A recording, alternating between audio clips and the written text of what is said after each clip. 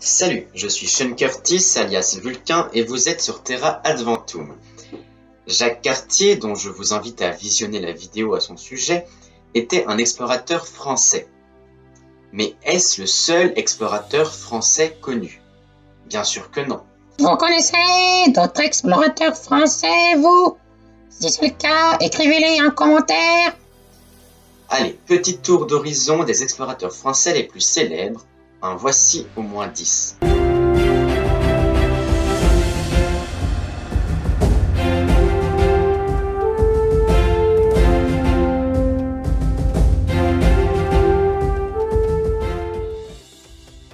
Jacques Cartier. Pour faire simple, Jacques Cartier a découvert le Canada, si on compte pas Terre-Neuve. Mais si vous voulez en savoir davantage sur Cartier, allez voir la vidéo qui lui est dédiée. Samuel de Champlain. Lors de son premier voyage en 1603, il remonte le fleuve Saint-Laurent. Il suit les traces de Cartier et pour la première fois, un royaume européen propose une alliance avec des Amérindiens. Lors de son troisième voyage de 1608 à 1609, il fonde la ville de Québec. D'ailleurs, le bateau de Champlain, le don de Dieu, est présent sur le drapeau de la ville de Québec. Une tentative d'assassinat sur lui échoue et ouvre ainsi le premier procès d'Amérique du Nord. Il découvre aussi un lac qui sera nommé le lac Champlain et qui sera le siège de la bataille du lac Champlain qui oppose les Iroquois contre d'autres tribus amérindiennes soutenues par la France. Et c'est une victoire de la coalition française dans ce qui est la première bataille entre Amérindiens où des Européens prennent part. Lors de son cinquième voyage, en 1611, il fonde un comptoir à Montréal et nomme une île l'île Sainte-Hélène d'après sa jeune épouse. Puis il enchaîna les explorations du Canada. Au total, il aura effectué 12 voyages. Lors du dernier, en 1635, il fonde la colonie de Trois-Rivières. Et c'est aussi cette année-là qu'il meurt à Québec. René Robert Cavelier de La Salle. Lors de son premier voyage, de 1667 à 1675, il explore le lac Ontario et Erie et établit le fort Cataraqui, aujourd'hui Kingston. Lors de son deuxième voyage, de 1678 à 1683, il bâtit le fort Niagara, près des chutes du Niagara. Il continue d'explorer les grands lacs puis atteint le fleuve Mississippi, qu'il descend jusqu'à son embouchure au golfe du Mexique. Il nomma le vaste territoire qu'il a traversé la Louisiane, du nom du roi Louis XIV, et en prend possession au nom de la France. La France devient la nation européenne qui possède le plus de territoire en Amérique du Nord. Et qu'est-ce qui s'est passé pour qu'on perde tout? Lors de son troisième voyage, il explore le Texas et fonde le fort Saint-Louis. Il meurt là-bas assassiné par ses hommes. Charles-Marie de la Condamine. Il est considéré comme le précurseur d'Alexander von Humboldt, menant les premières expéditions scientifiques en Amérique du Sud. En 1735, avec d'autres Français, il est au Pérou et en Équateur, afin de mesurer des degrés d'un méridien proche de l'équateur. Plein de calculs complexes pour essayer de prouver la théorie de Newton, comme quoi la Terre n'est pas une sphère parfaite, mais aplatie au pôle, et enflée à l'équateur. Les calculs effectués, il décide de rentrer en allant vers la Guyane française. Pour cela, il descend le fleuve Amazone. De là viennent les premières cartes du fleuve. C'est lui qui a découvert, ou tout du moins décrit en premier, le quinquina, l'arbre à caoutchouc, le condor des Indes, le jaguar ou encore le tapir. Louis-Antoine de Bougainville. Il a fondé la première colonie sur les îles Malouines, Port Saint-Louis, Louis pour Louis XV. De 1766 à 1769, il a fait le tour du monde en compagnie du naturaliste Philibert Commerson et de Jeanne Barret, la première femme à avoir effectué le tour du monde, alors déguisée en homme. La fleur, la bougainvillier, sera découverte et nommée à ce moment-là. Il écrit à son retour le célèbre Voyage autour du monde, où il évoque le mythe du paradis polynésien.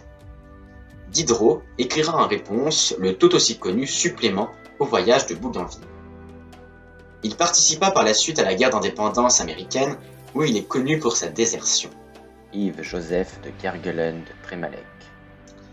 Yves-Joseph de Kerguelen de Trémalec était un peu vu comme le nouveau Christophe Colomb, français, car il tenta de trouver une terre australe, terre qu'il a découvert assez vite, mais qui malheureusement n'était pas si idyllique qu'espéré, d'où leur nom des îles de la désolation. Renommées quelques années plus tard les îles Kerguelen par James Cook. Mais c'est possible de faire une vidéo sans James Cook, bordel! Jean-François de la Pérouse. Officier de la marine, il participa à la guerre de 7 ans et à la guerre d'indépendance américaine. En 1785, il est le commandant des navires La Boussole et l'Astrolabe, dans le but donné par le roi Louis XVI de compléter les découvertes de James Cook dans l'océan Pacifique. Il explore méticuleusement le Pacifique, découvrant entre autres l'île Maui, ou encore le détroit entre le Japon et la Sakhaline russe, qui sera nommé le détroit de la Pérouse. Enfin, la Pérouse est tristement connue pour sa disparition aux alentours des îles Santa Cruz, disparition qui enchaînera les différentes expéditions de recherche. Les épaves, eux, sont retrouvées proches de l'île Vanikoro. Nicolas Baudin.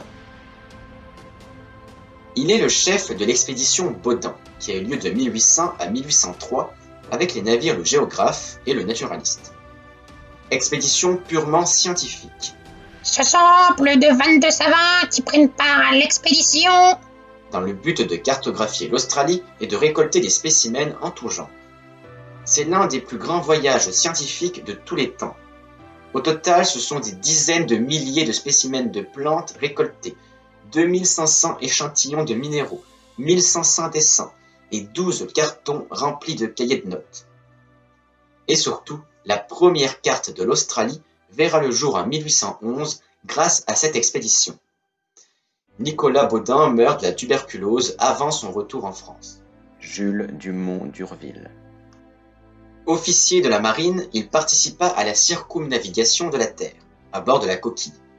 En 1826, il obtient le commandement de la Coquille, qu'il renomme l'Astrolabe, dans une expédition à la recherche du lieu de naufrage de la Pérouse, mais aussi dans le but de cartographier les îles de l'Océanie. D'ailleurs, c'est lui qui proposa de découper l'Océanie en Polynésie, Micronésie, Mélanésie. En 1837, toujours avec l'Astrolabe, il mène une expédition vers l'Antarctique et découvre la terre Adélie, nom donné d'après le prénom Adèle, prénom de sa femme. Grand explorateur qui a survécu au froid de l'Antarctique, il meurt en 1842 dans ce qui est la première grosse catastrophe ferroviaire française. Pierre Savorgnan de Brazza. De base, il est italien, mais comme il est naturalisé français, ça compte dans les explorateurs français. Il décide de remonter le fleuve Ogooué au Gabon jusqu'à sa source pour montrer qu'il ne fait qu'un avec un autre fleuve, le Congo. Il obtient les fonds nécessaires grâce à certains de ses amis haut placés, comme Jules Ferry et Léon Gambetta. L'expédition est un échec et une réussite en même temps. Échec parce qu'il a dû faire demi-tour avant les sources à cause des attaques, de la fatigue et des maladies. Mais une réussite car il a pu prouver que non, l'Ogooué et le Congo sont en fait deux fleuves différents. En 1879, il lance une nouvelle expédition avec l'appui de Jules Ferry, afin de réduire les visées coloniales de la Belgique. Arrivé au fleuve Congo, Brazza conclut un traité avec le roi local pour placer son territoire sous protection française. C'est ainsi qu'au nord-ouest du fleuve, c'est le Congo français, et au sud-est du fleuve, c'est le Congo belge. D'ailleurs, la capitale actuelle de la République de Congo est Brazzaville, littéralement la ville de Brazza. Et voilà, cette petite liste des 10 explorateurs français est finie. Mais ce sont que des vieux explorateurs.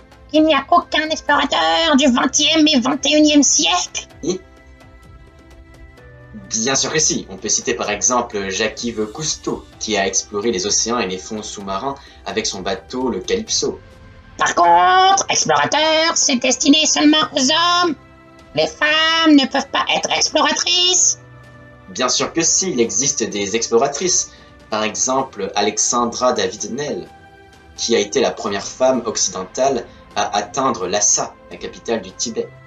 Bien sûr, ces explorateurs méritent tous une vidéo spéciale sur eux dans les exploratologies principales. En attendant, n'oubliez pas d'aimer la vidéo, de la partager si elle vous a plu et surtout de t'abonner pour ne pas rater les prochaines vidéos. Abonnez-vous, abonnez-vous, abonnez-vous, abonnez-vous, maintenant.